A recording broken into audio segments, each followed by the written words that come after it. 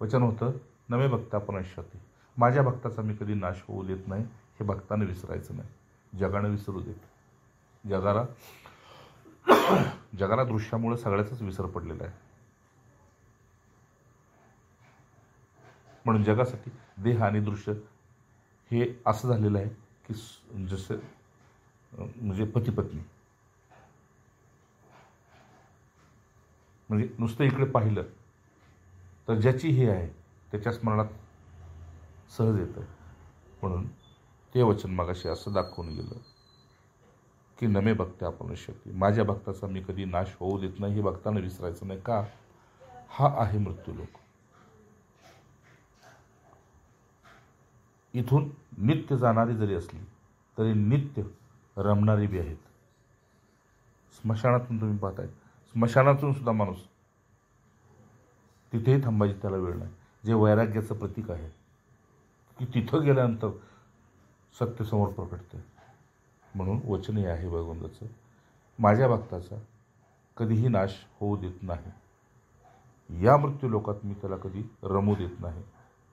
आणि अन्य लोक जे काय माझे आहेत त्या लोकांची मी त्याला ख्याती कधी होऊ देत नाही. म्हणजे त्याला प्रचिती कधी येऊ देत नाही. तिथलं कधी आकर्षण त्याला मी पडू देत नाही. का? त्या लोकातून सुद्धा त्यांना पुन्हा शिक्षा लोक म्हणून हा मृत्यू लोक आहे सुधारण्यासाठी. पुन्हा इथूनच त्याचा आरंभ आहे आणि इथंच त्याचा शेवट आहे.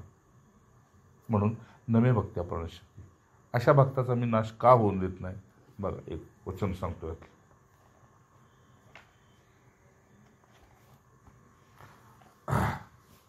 हे बघ स्वानंद, हा सत्यप्राप्तीचा मार्ग आहे. सहज निघाले की नाही? स्वानंद हा सत्यप्राप्तीचा मार्ग आहे. या वाटेवर प्रथम काटेच अंतरलेले असतात, हे विसरू नकोस. कधी आतून कधी बाहेरून. येथे समाज कंटकांची कमी नसते. म्हणून जसं महाराज म्हणायचे की तुम्ही मिठाईच्या दुकानावर अडकला काय आणि मिरचीच्या दुकानावर अडकला काय? अडकलाच. म्हणून इथे समाज कंटकांची कमी नसते. त्यांची उपेक्षा करणे हे योग्य असते. साध्या भाषेत त्यांच्या तोंडाला न लागणे. अरे, अपेक्षा धरून वाट्याला मग दुःख, निराशा आणि हताशाच येते. समाजकंटकाकडून तुम्ही त्याला कुचर लोक म्हटलंय, जे मूग शिजत नाहीत का नाही तसे. अशा वेळी भोगप्रधान समाज वेळ काढून तुमच्या पतनास पाहून आसुरी आनंद घेण्यासाठी कटिबद्ध असतो, हे विसरू नको. तुमच्यातला एखादा दोष त्याच्या पुढे पक्ष दृष्टीस पडलाच पाहिजे. अरे, तुम्ही किती वर्ष साधन तप करताय, तो ते पाहणार नाही. तुमच्या चुकीला गावभर करेल, देशभर करेल. तरीही आपण खचून जाऊ नये. अन्यथा आपणच भित्रेपणाने त्यांना साह्य होतो. आपली भीती ही त्यांना साह्य आहे. त्यांचे तेच स्वतःचे अहित करून घेत असतात, हे विसरू नकोस. म्हणून जो माझा भक्त आहे स्वानंद, त्याने कानाने बाहेर आणि मुखाने मुका व्हायचं असतं. त्यांना समजवण्यात व विरोध करण्यात आपला अमूल्य वेळ कधी गमवू नये. काय असेल हे पहा. समाजच काय, अगदी कुटुंबापासून ते आप्त इष्ट नातेवाईक, शेजाऱ्यापासून ते गावातून, मग राज्यातून, देशीचे असे विरोधक वाट्याला येतात. असे अनेक संत महात्म्यांचा, ऋषीमुनींचा, अगदी अवतारांचा देखील हाच अनुभव आहे बाबा. त्या सर्वांना जे आत्ता सांगितले, ज्यांना प्राप्ती झालेली आहे, त्या सर्वांना हे सर्व भोगूनच मग देवत्वाचे आणि सिद्धत्वाचे दिवस पाहायला मिळालेत. याचा विसर पडू देऊ नको. म्हणजे मराठी भाषेत टाकीचे घाव सुचल्याशिवाय नाही का. पायरीला कसलाही दगड चालतो, पण देवळात कसलाही दगड चालत नाही. पायरीच्या दगडाला जास्ती टाकीचे घाव सोसावे लागत नाहीत स्वानंद, तर जास्ती घाव देवळात प्राणप्रतिष्ठा होणाऱ्या मूर्तीलाच छडी हातोड्याचे टाकीचे घाव सोसावे लागतील. जसे बुद्धांना, कबीरांना, नानकांना, रामतीर्थांना, ज्ञानेश्वरांना, तुकारामांना, नामदेव, चोखामेळा, सखुबाई, मीरा, जणाबाई, विश्वामित्र, अरे गौतम ऋषी, मांडव्य, पांडव, संत एकनाथ, सेवागिरी, शिपलागिरी, एवढेच काय, अरे साक्षात प्रभू श्रीराम असो की भगवान श्रीकृष्ण असो, एवढेच काय, मी असो की तू असो, आपण सर्वांना कमी अधिक प्रमाणात या सत्व परीक्षेतून, या अग्निदिव्यातून सत्यबोध प्राप्ती झालेलीच असते. यात अपवाद म्हणून एखादा सुद्धा तुला क्वचित सुद्धा भेटणार नाही, हे परमसत्य आहे. परंतु या पुरुषाने भुंकणाऱ्या कुत्र्याचा विरोध करण्यात वेळ कधी गमावला नाही. हे चावत नाहीत, फक्त भुंकतेत. यास्तव स्वानंद, आज त्रिलोकीत त्यांचाच जय जयकार होत आहे, ज्यांनी सहन केलं. परंतु विरोधी कंटक बेचारे न जाणं कुठल्या नारकीय योनीत पचत आहेत माहीत नाही बाबा. ही त्यांची भाषा आहे, मी फक्त मराठीत केलेलं आहे. ब्रह्ममुहूर्ताला जे ते दिलंय ते. मात्र ते कुलगोत्राचा नाश अवश्य करून गेले, हे विसरू नये. आपलं कुळ बुडवून गेले. अरे आज त्यांचे पूर्वज सुद्धा दुःखी कष्टी आहेत. जे सत्य कर्माला सहाय्य होते ते धनभागी असतात बाबा. त्यांचे कुलगोत्र धन्य आहे, त्यांचा जन्म सफल आहे. त्यासाठीच एक सूत्र लक्षात ठेव की सत्यप्राप्तीसाठी संसारात वैराग्य हवे आणि परमार्थात विवेक हवा आहे. अंडरलाईन आहे.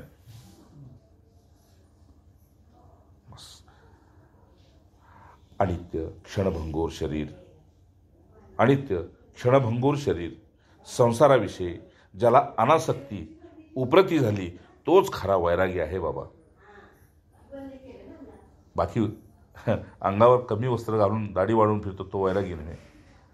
यासाठी बाकी संधी साधू रागीच आहेत, म्हणजे अपेक्षित संधी साधू रागीच आहेत.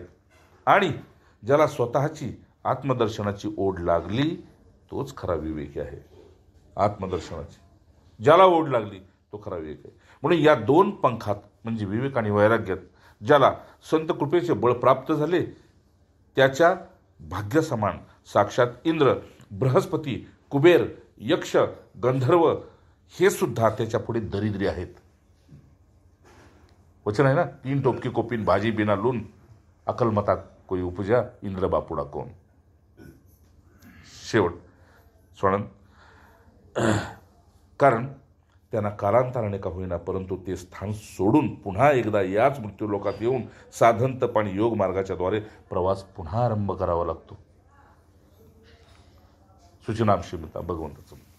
कुणाला कधीही वरदहस्ताने सत्यानुभूती साक्षात्कार झालेला नाही. म्हणजे ये डोक्यावर हात ठेवतो झाला साक्षात्कार असं होईल नाही. 9 महिने तुम्हाला पृथ्वीवर यायचं असेल तर 9 महिने गर्भात राहावंच लागेल. तसं तुम्हाला या मार्गाने जायचं असेल संतांचंच व्हावं लागेल. देवाचं होऊन सुद्धा होता येणार नाही. कारण देव तुम्हाला माहीतच नाही. जे मांडलाय लोकांनी सांगत आलाय त्याचंच देवदेव करताय. खरा देव कोण आहे ते तुम्हाला माहीतच नाही. म्हणून असा कोणाला साक्षात्कार झाला नाही. कारण स्वानंद आत्मस्वरूप हे स्वतः सिद्ध असल्याने जे जसे कुणी कुणाला देऊ शकत नाही, देता येत नाही, तसे कुणी कुणाकडून घेऊ सुद्धा शकत नाही. तुमचा आत्मा मी घेऊ शकेल का? तुमचा डोळा द्या, कान द्या, नाक द्या, किडनी द्या, काही द्या, आत्मा द्याल का? नाही देऊ शकत. ते सर्वात सदा सर्वत्र समान आहे.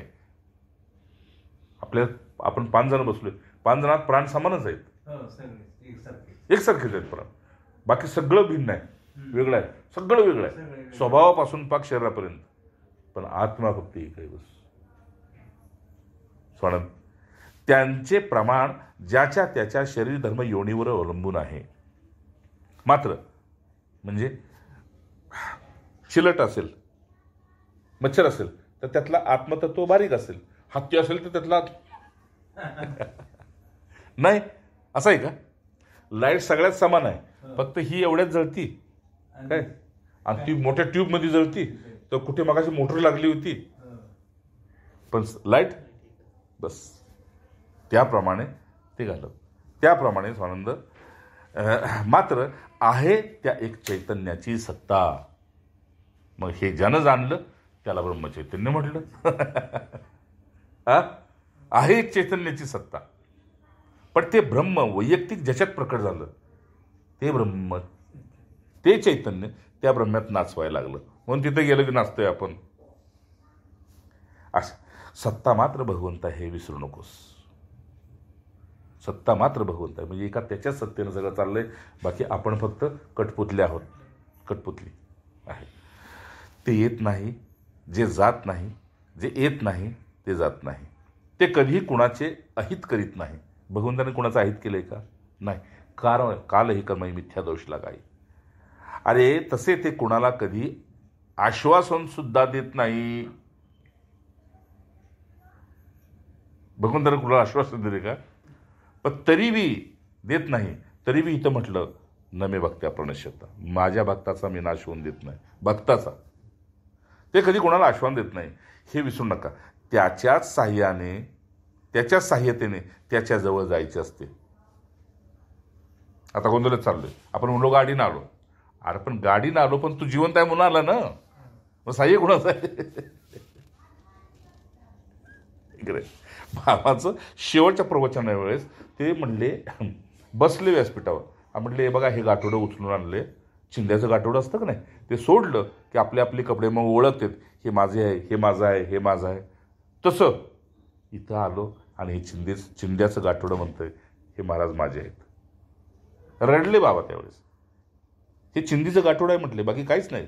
चिंध्या म्हणजे विषयांचं गाठोडं आहे संसार. आणि इथं आलोय, अगदी वाळलेलं होतं शरीर. म्हटलं इथं आलोय आणि बघतोय काय, तर हे चिंध्याच्या गाठोड्यात म्हणतंय की हे महाराज माझे आहेत. बस मला एवढं पुरेसं झालं. आता या घडीला इथे प्राण गेला तरी मी भाग्याचा, आणि महाराजांच्या स्मरणात कुठेही प्राण गेला तरी मी भाग्याचा. का? तर महाराजांचं वचन आहे, जेथे प्राण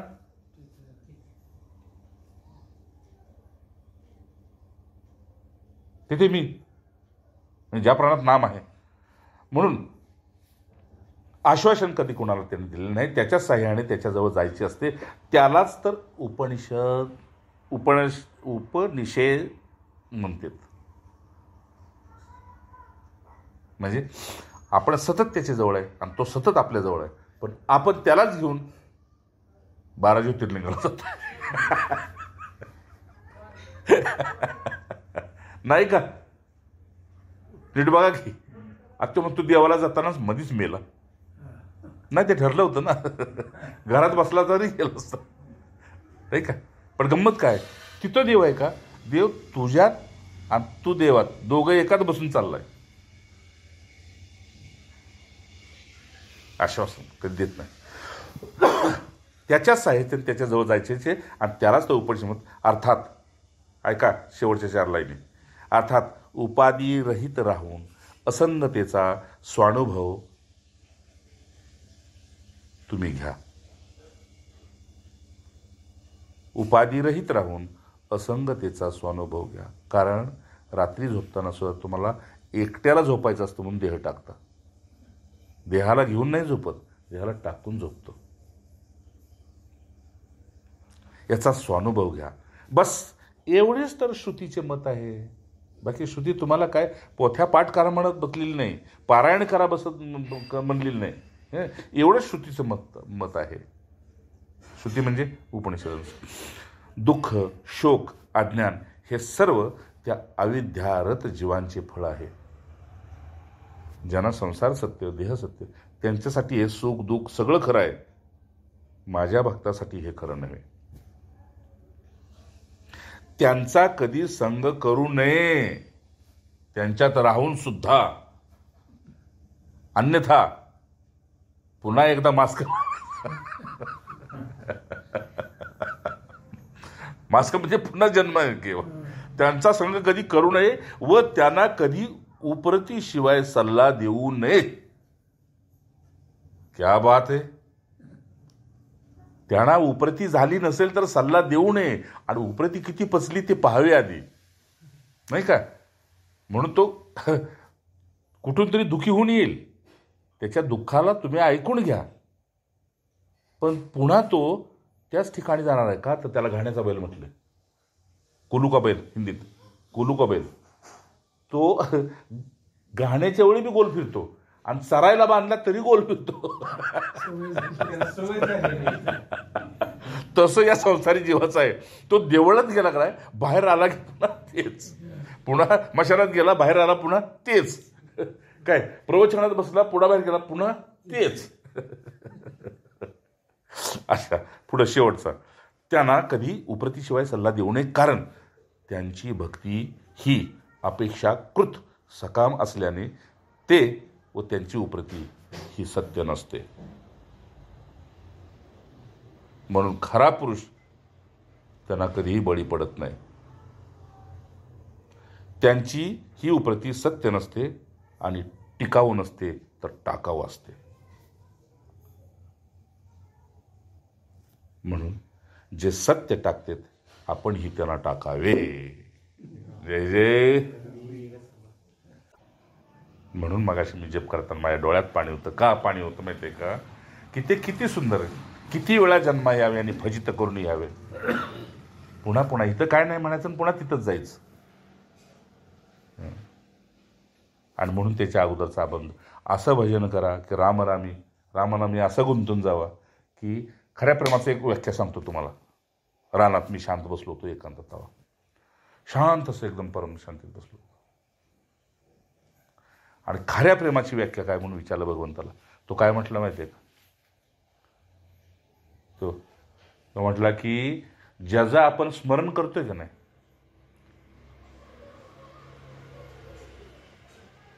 ज्याचं कुणाचंही म्हणतो खऱ्या प्रेमात, ज्याचं आपण स्मरण करतोय त्याच्यात आपलं अस्तित्व गमवलं पाहिजे, लोप झालं पाहिजे. म्हणजे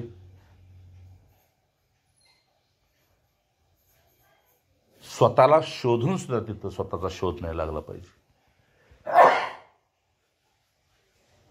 थोडक्यात काय, शी इज ही आणि ही इज शी. म्हणजे असं की ते कृष्णच मी झालोय आता बस. आणि हेच गोपींचं शेवटचं सूत्र होतं की आता तू नसलास तरी काय नाही आणि असलास तरी काय नाही. म्हणून तू उगीच जायच्या धमक्या देऊ नको आम्हाला. मी आता जाणार आहे, मी आता मथुरेला जाणार आहे, मी आता वृंदावनला जाणार आहे, मी आता आमकीकडे जाणार आहे. ठीक आहे ना, तू कुठेही जाऊ शकत नाहीस. कारण जर तू खरा पुरुष असशील तर पहिले हितनं जाऊन दाखव, हृदयातनं. खरा पुरुष असशील तर हृदयातनं जाऊन दाखव, मग आम्ही समजू तू करायस. म्हणून हे सूत्र आहे इतकं की सत्य हेच आहे. म्हणून तो कृष्ण 13 वर्ष जरी अंगिरा ऋषींच्या आश्रमात होता तरी गोपींनी वाटच पाहिली होती. का? तर आम्ही तुझी वाट पाहत नव्हतो. मग कोणाची वाट पाहत होता म्हटलं? 13 वर्षांना आला होता ना एकांतातून, तर तुझी वाट पाहत नव्हतो. मग तुला दाखवायचं होतं की तुझ्याशिवाय सुद्धा तुझ्या स्मरणात आम्ही जिवंत आहोत. तुझ्याशिवाय तुझ्या स्मरणात आम्ही जिवंत आहोत आणि आम्ही तितकंच प्रिय आहोत जितकं तू तुला प्रिय आहे. ठीक आहे ना. म्हणून आज सुद्धा वृंदावनमध्ये मथुरेमध्ये कृष्णाची यायची वाट बघते वाटेवर. चल सार ठीक आहे. एवढाच मला सांगायचं होतं की भगवंतानं स्वच्छ सांगितले, नमे भक्त्या प्रणश्यते. माझ्या भक्ताचा कधीही मी नाश होऊ देत नाही. म्हणजे काय? नक्कीच तो हिथं बी अडकून देत नाही, देहात बी अडकून देत नाही, अन्य लोकांची अपेक्षा बी ठेवू देत नाही. जिथं मी तिथं तू बस. श्रीराम महाराज.